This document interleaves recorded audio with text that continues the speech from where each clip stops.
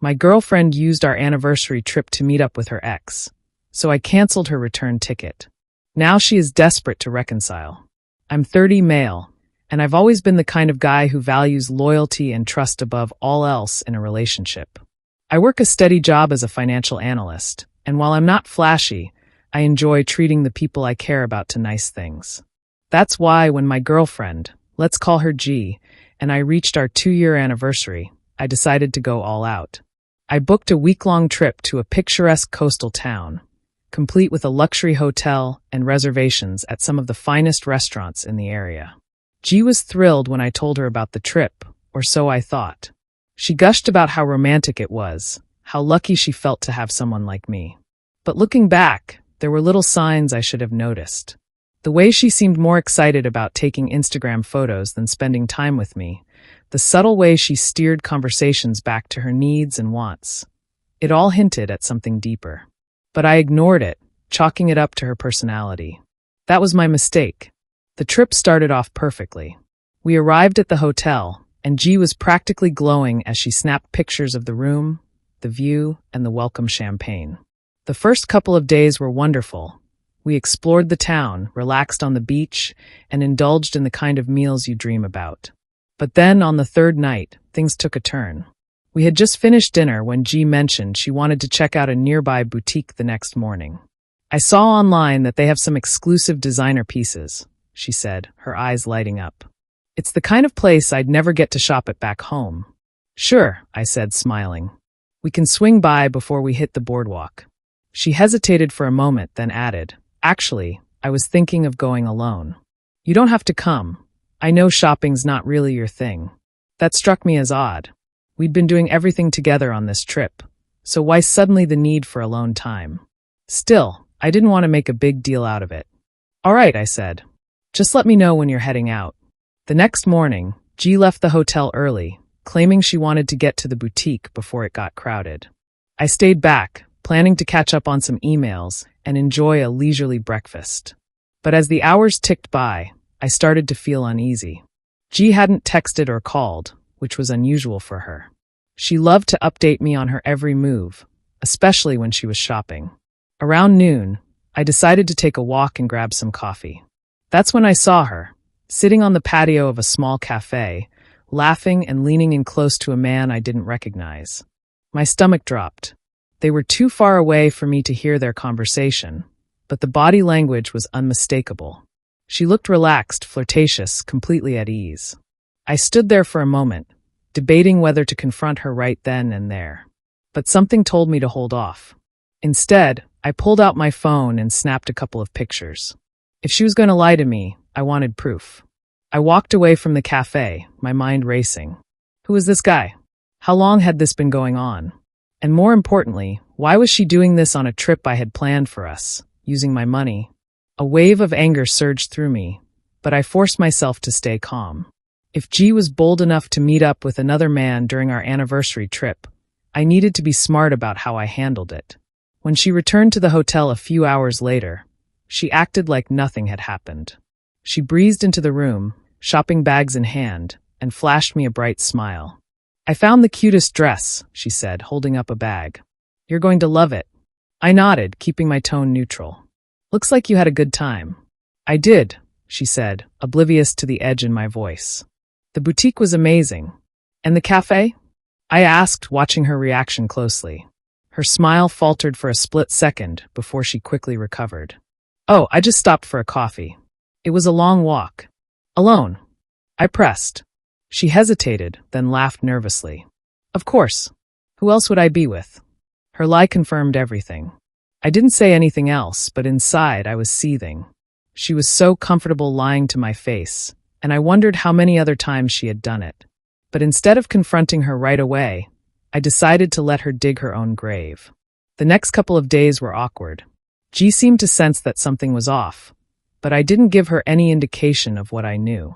I kept things civil, even planning a nice dinner for our last night in town.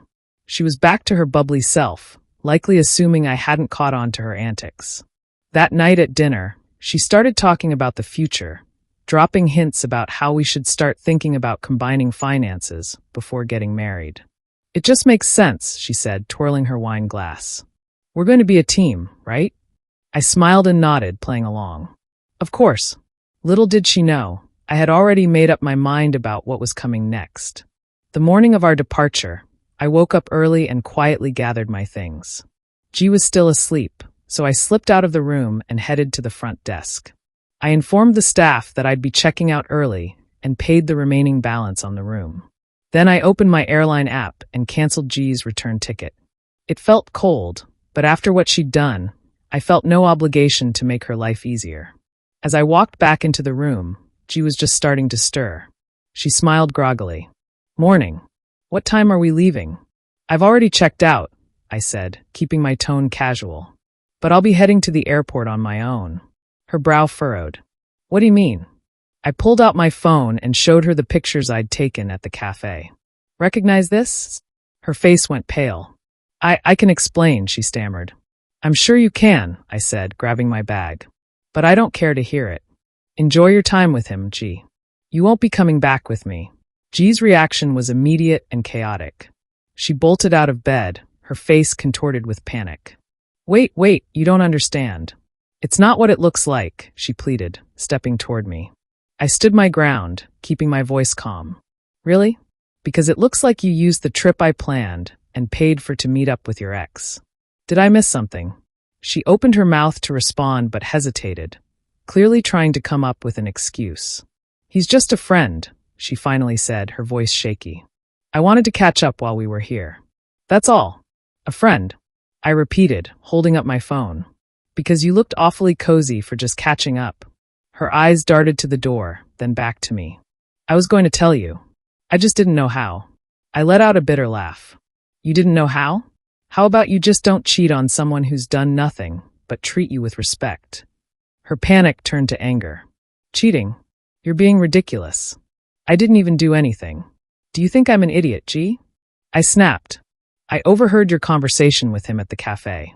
You were laughing about how easy it was to slip away and how you'd make it up to him later. Don't insult me by pretending it was innocent.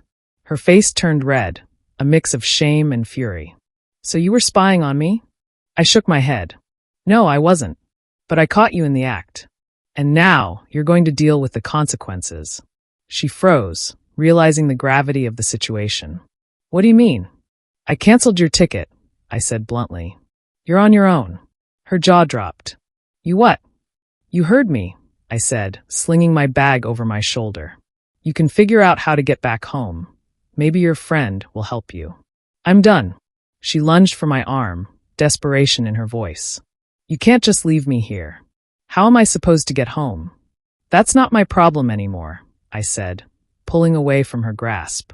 You made your choices. Now you get to live with them.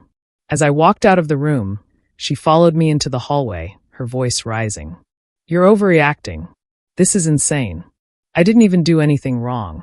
I turned to face her one last time. Gee, you didn't just betray me. You disrespected everything I've done for us. You're not sorry for what you did.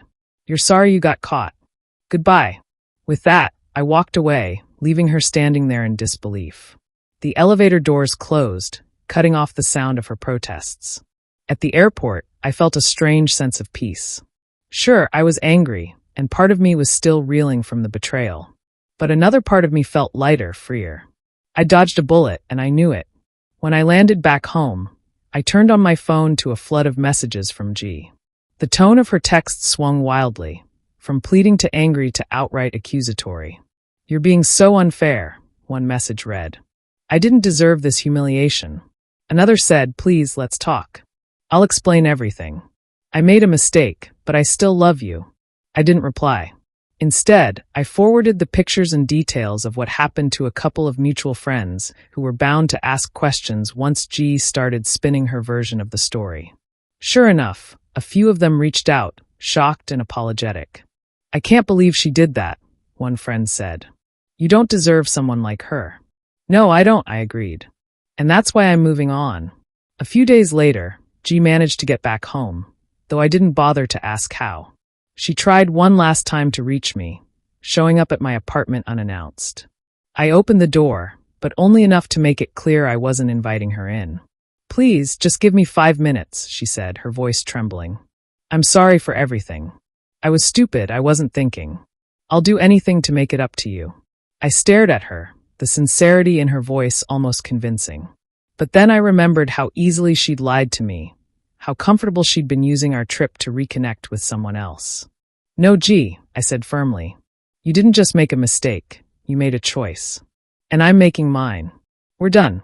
She started to cry, but I closed the door, ending the conversation for good. In the weeks that followed, I focused on rebuilding my life. I spent more time with friends, threw myself into work, and even booked another trip, this time for myself.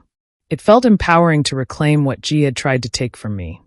My trust, my kindness, and my sense of self-worth. The most satisfying part of all this? Hearing through the grapevine that her friend had ghosted her after learning about the situation. It seemed she wasn't just disloyal to me. She had a habit of burning bridges everywhere she went. Looking back, I'm grateful for the clarity the experience gave me. It taught me that loyalty and respect aren't optional in a relationship. They're the foundation. G showed me who she really was, and while it hurt to lose someone I thought I loved, it was worth it to protect my peace. If you've ever had to deal with betrayal like this, remember, you deserve better. Trust your instincts, set your boundaries, and don't settle for someone who doesn't value you. And if you enjoyed this story of poetic justice, hit that subscribe button. There's plenty more where this came from, because karma always delivers. Stay tuned.